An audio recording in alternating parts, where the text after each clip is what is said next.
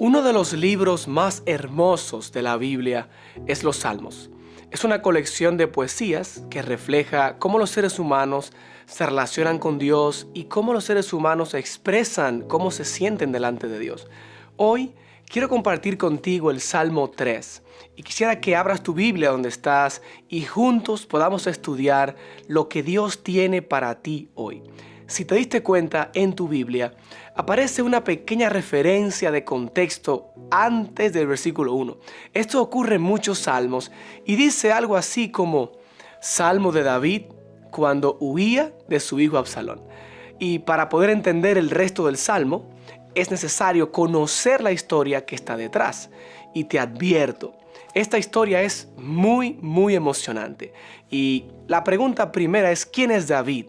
Bueno, en palabras cortas, David es un pastor de ovejas que llegó a ser el rey de Israel. Y no cualquier tipo de rey, si el registro bíblico es claro al mencionar que David es el rey más importante que pasó por toda la nación. Dios lo bendijo, nadie compara lo que David logró. Dios lo puso en el trono de la nada y fue algo sorprendente. Ese muchachito, pastor, poeta de Belén, nunca perdió una guerra en su época como soldado. Y aún antes de ser un muchacho sin saber usar una espada, David derrotó a un gigante de manera milagrosa. Y es impresionante todo lo que David logró. Sin embargo, a pesar de todas las grandes cosas que David logró, era un ser humano como tú y como yo y cometió grandes errores. Y para comenzar, David tenía una familia un tanto complicada. 6 hijos, 10 esposas, 10 concubinas. Era algo muy desafiante. Así que hubo algunas tragedias que David pasó en su vida. Su hijo mayor, Amnón, violentó a su media hermana Tamar. Y Absalón, que era otro hijo de David, hermano de padre y madre de Tamar, le quitó la vida a su propio hermano Absalón. Imagínate cómo estaba el corazón de David. Al parecer, David estaba pagando errores que había cometido antes y consecuencias terribles. Y la historia es bien sabida de cómo David se acostó con una mujer que no era su esposa y mandó a matar al esposo de esa mujer. Y aparentemente todo estaba siendo en contra de David. Si repasas otra vez ese contexto que aparece encima en el Salmo 3, el texto dice que David está huyendo de su hijo Absalón. ¿Qué pasó? Bueno, la historia se registra en el segundo libro de Samuel, capítulos 13 al 19. Después que Absalón le quitó la vida a su hermano Amnón, se fue huyendo a un lugar llamado Jesur. Duró por ahí 3 años y David estuvo con el corazón destrozado, una hija abusada, su propio hermano había matado al abusador que era el hermano. Era un drama terrible lo que estaba viviendo David. Y luego de algún tiempo, de esos 3 años, de alguna forma el hijo vuelve a casa. Y ahora Absalón regresa a Jerusalén y está de vuelta con su padre. Y luego de lágrimas, confesiones, algunas que otras palabras, David, papá, Absalón, hijo, se reconcilian y están juntos otra vez. Todo parecía bien, pero Absalón tenía otras intenciones que no eran lo que David pensaba. David pensó que todo estaba bien, sin embargo, faltaban algunas cosas más que David tenía que pagar por el pecado que había cometido. Y bueno, la historia se pone cada vez más interesante. Absalón reunió unos cuantos hombres para hacer algo impensable. Absalón empezó a pensar que él debía ser el rey, que él debía quitar el puesto a su papá y comenzó a ganarse el amor del pueblo. Juntó hombres, andaba en las calles con caballos y todo aquel que necesitaba ayuda, él lo interceptaba, le daba la ayuda y así comenzó a alejar a las personas de su papá, que era el rey, y lo estuvo haciendo como un buen político durante 4 años. Nadie se imaginaba lo que Absalón estaba tramando en contra de su propio padre. Y David no tenía la menor idea de lo que estaba pasando. Un día, Absalón se acercó a su papá y le dijo: quiero ir a otro lugar, a la tierra de Hebrón, para hacer un sacrificio a Dios. Tengo un voto delante de Dios. Le pidió permiso, aparentemente. Pero esto era una mentira. Absalón tenía otros planes. Así que se fue, David le dio el permiso y cuando estaba allá, algo interesante comenzó a pasar. En ese tiempo no existía el Facebook, no existía YouTube, ni noticias, así que las noticias, los chismes corrían bastante lento. Absalón estaba solamente a 18 millas de Jerusalén, no era muy lejos, pero la gente no sabía. Así que el hijo del rey buscó a un consejero de experiencia del mismo reinado de su papá llamado Aitofel.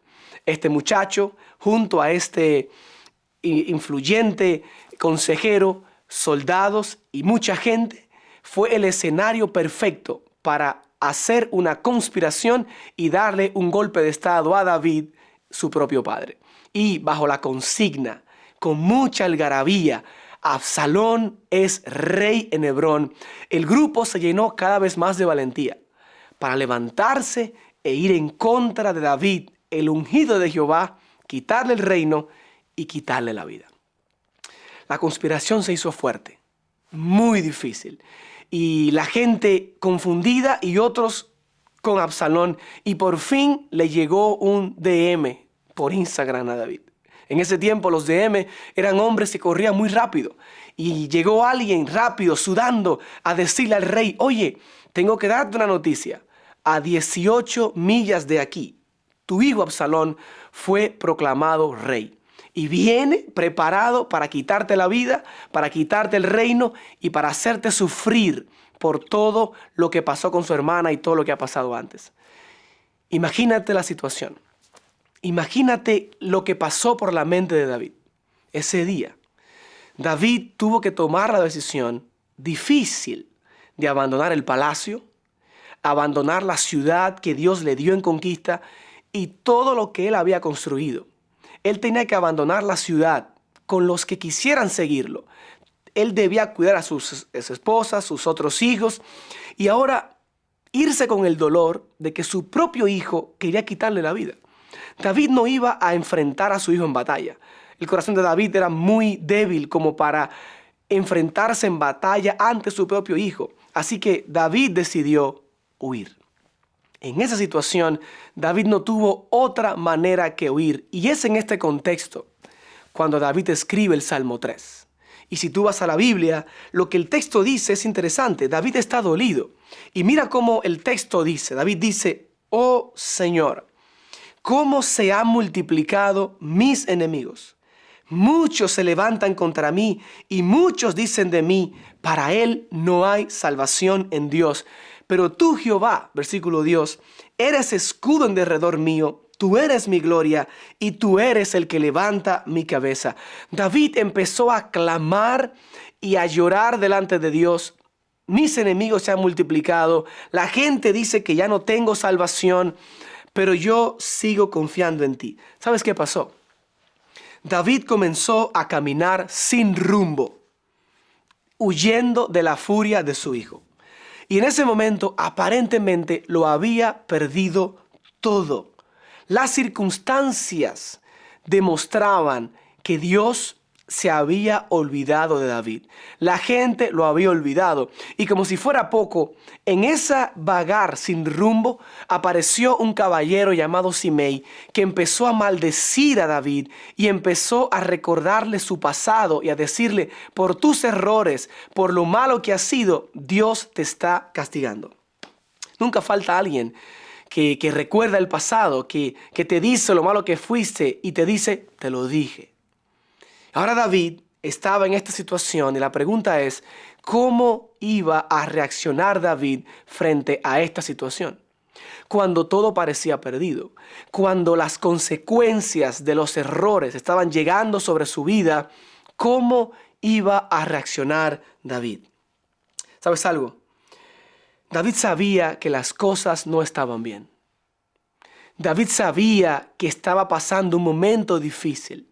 Pero yo alabo el nombre de Dios, porque David también sabía que Dios no lo había abandonado. Alabado sea el nombre de Dios. Tal vez es el momento de escribir en los comentarios: Dios jamás me abandona. ¿Sabes por qué? Porque aunque las cosas iban mal, David dijo: Dios es mi escudo. Dios es mi gloria. Él levanta mi cabeza. Él está conmigo. Y él asegura de que Dios lo va a librar. Es maravilloso. Mira lo que David dijo en el versículo 5. Yo me acosté y me dormí y me desperté porque el Señor me sostiene. Alabado sea el nombre de Jesús. ¿Será que tú hubieses dormido bien sabiendo que tu propio hijo o tu hermano o tu primo, tu amigo, viene para matarte con un ejército? Yo no sé si yo hubiese dormido tranquilo, pero David dice que durmió tranquilo porque él sabía que Dios estaba de su lado. Y yo quisiera saber cómo reaccionas, cómo reaccionas cuando todo a tu alrededor parece que Dios te ha abandonado. Cuánto yo quisiera que hoy puedas entender que Dios jamás te abandona, a pesar de que la situación que te rodea parece gris. Hoy yo quiero decirte en el nombre de Jesús que nada ni nadie puede separarte del amor de Dios. Tus pecados, tus errores, las cosas tristes que cometiste ayer, aún eso no quita que Dios deje de amarte. Y es cierto.